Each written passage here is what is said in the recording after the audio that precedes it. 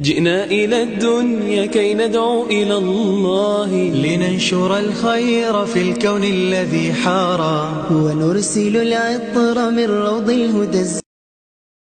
ninkan caadi cayn ku fakaro kuwa anaka nala joogo kuwa idinka idinla joogo mooyaane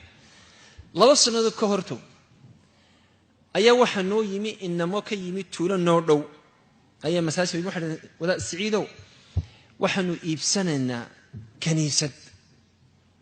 kaniisadaasi waxay noqonaysaa masaajidkii ugu horeeyay magaaladeeda laga dhiso nacaawi waxaanu leenahay markaa conference baa noo yimaadaan 12 oo qof conference kiibaanu okay conference ayaa idinka sameeynaa fundraise sida uu iibsataan kaniisadan jamacada tabarrucaat baan idin sameeynaa waxa dhacay markaa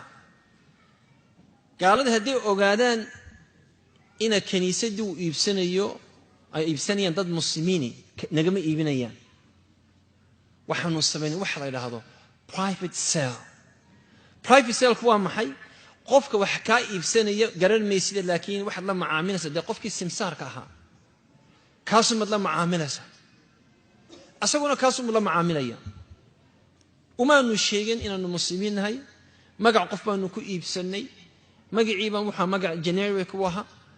kaniisadii baan lacagtu ururinay waanu iibsanay wadaadadii baa yiri jazaakallahu khayr wadigii nacaawiye waxaanu furaynaa kaniisadii baanu masaajid u bedelay korooskii baanu ka jabinay koraasidii baanu qaadnay kaarbad cusub baanu dhignay meelihii weysadaanu u sameeynay jimcahan baa iftitaaxiyadii aanu furaynaa masaajidka khudbadada ku qoran waan soo xaadiri magaalada marka magaalada waa masaajidkii ugu horeeyay waanu nimi waanu dadkii baanu tukinay salaadii marka laga baxay ayaa nin cad ba halkaas oo fadhiistay nin cad ayaa halkaa fadhiisto xagga ugu dambeeyay fadhiya koonaha bidix masaajidka fadhiya ninkani waxa weeye waa baadarigii kaniisada iibiyay wuu murugaysan yahay way isagu muu ogeyn in muslimiin iibsanayaan in meeshan muslimiin iibsanayso muu ogeyn wuu fadhiistay wuu nasugay markaasuu yiri hebel I'm the pastor of the church waxaan haa ninkii kaniisada baadarigii kaniisada baan ahaa waan iska fariiso waan u sheekeynay nin xaafido markaa noogu yimi Liibiya ayaa inta wadadii baa ya sheekh iqra lana quraanka bal in yar noo taataabo xaga doonka aan la fadhiyo ninkii waan u sharaxaya islaamku wuxuu yahay quraankii buu markaa wadaadadii buu yiri wadaad waxa iska yaro dhalinyaro oo ragay meesha fadhiyo xagee waan idin ka bilaaba midba meel buu qabsaday Ali Imran ka bilaw suurada uu qabsaday midba intuu xafidsana ayuu qabsaday yaasiin nooga bilow sheekh odayro Pakistani ayaa yiri waan kacay waxaan soo qaaday quraankii oo ingiriisiya haluu ka bilaababa waan u furaa uu la socdaa marka indhihiisu way soo baxeeno kulba xankaasu leeyahay kulba wuxuu leeyahay is it true wuxuu akhriyaa ma dhab halka ku qoran yahay oo imika waxa digu leedahay ninkaasi wuxuu xafiisan yahay buugan oo dhan haaban ku leeyahay marka wadaadkii baan ku wada sheekh suurat Maryam inoo taabo suurat Maryam marka u bilaabay ninkii baadariga indii baa casaaday waxa soo miyuu ilmay miyuu xanaaqay adigu ninkaas aad bisu bedelay ninkii baa uu iska tagay uu kacay intaanu ka imaan ku wari John hadii aad jeceshay birto waxaan leenahay barbecue noo kaalay wuu noo yimi isbaalay wuu imanaya wuu noo yimi waanu koonahaasaan ula baxay waanu fadhiisano waanu sheekaysan ninkanu sheekaysanay meer allaale iyo meer nagati moojaan ninku baa yiri you guys are very very rude dad xubaatin buu yiri war maxaa dhacay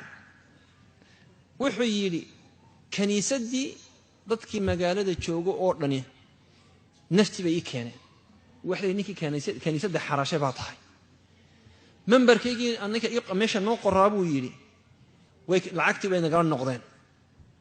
kaniisadii aan ka tirsanaa ninkii noogu sareeyay la soo hadlay wuxuu igu yiri qaladkad maanta gashay mid ka weyn waliga gali maysid waxaan kaniisadan dadkii maxaad u iibisay wuxuu waxaan u iibinay dadkii ku tukan lahaa memberskii oo dhan in yar mooyaane waxay tageen Afrika وأفريقيا ما حكت دونين dadka jooga Afrika ay Christianity-ga ka soo shaqeeyay ay Christianity-ga barayaan buu yiri warka waa mubashiriin dadkan kaniisadda kiifan kuma ogin markaasaan ku oo Soomaali may tageen waaba uhudu kale halka joogaan ma weeyba Soomaaliya oo yaydin geeyban ku Soomaaliya wuxuu nation wuxuu United Nation kan raacnaa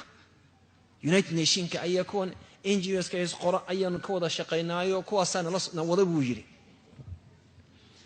ninkii marka waxa sheekadiisu bedeshay inaanu kala hadallo aan ka sheekaysano islaamku waa sax iyo islaamku qalad waa qaldan yahay marka muxuu soo tiriyay inaynu dad akhlaaq xun aynu nahay very rude aad baynu akhlaaq xun oo dabeecad xun nahay oo ixtiraam ma naqaan oo nidaam ma naqaan xaafidiina iyagu waa wada wasakh markaan toortan tago in wuxuu ku leeyahay neighbor ku leeyahay my neighbors are Muslims xitaa they don't cut the grass ku leeyahay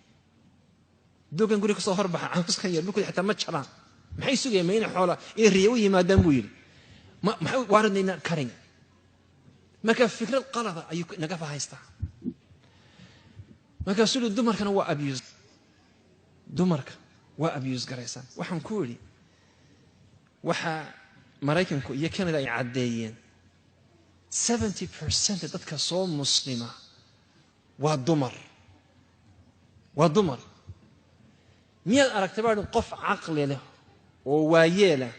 oo intuu suuqa tago oranaya waxaan u baahan qof abuse gareeyo bal ii doona oo markaas inta gabadhi masaajka soo oranaysa I'm looking for someone to abuse me can you find me someone to abuse me ma dhici karto marka waxaan ku 70% dumarku maxay diinta uga carari waayeen haddaan abuse garayno ta halka ay noolid baan ku dumarka ii tiri inta niqaaban marka waxaan ugu jira dumarka halkaas ku sameeyeen barbecue qaar niqaaban qaar xijaab haagsan xiran dadkan la joogana marka ana ka Soomaaliya iyo afarteeda yar lixdeeda yar ana ka Soomaaliya waxa kale waa Lubnaaniyiin iyo Suuriyiin iyo Urduniyiin iyo Bakistani iyo Hindi iyo markaasaan ku ori dumarka bal tiri inta niqaaban 20 buu ka tiri 20 kaas baan ku ori 20 ka dumara mid qura ayaan ku dhalatay islaamka 19 ka kale way soo muslimiin haddana dumarka abuse garayno maxay nooga carari waayeen maxay noogu xirnayaan niqaabka markaasuu yara aamusay markaasuu you know why sorry why markaasuu because raggiinu raganimay leeyihiin buu yiri ilaah bay iga sareeyaan wuxuu because your men have a principle and they have manhood raganimay leeyihiin waayo buu gabadhu waxay jeceshay buu yiri nin wada oo xaqiiqadu soo hogaamiya ay gabadhu jeceshay buu dumarkayga jecel yihiin marka dumarkooda ka hadlayaan dumarkayga taasay jecel yihiin anaka naga ma helayaan bay ayuu yiri taa oo anako we don't have the principles that you have however buu marka dumarkayga waa ka haysan kartaan hadaa doontaan you can take our women or you can take our wives laakiin ragga iyaga buu weligiin ka haysan maysaan waayo buu marka anako wada fadhiisano waxaanu idin aragnaa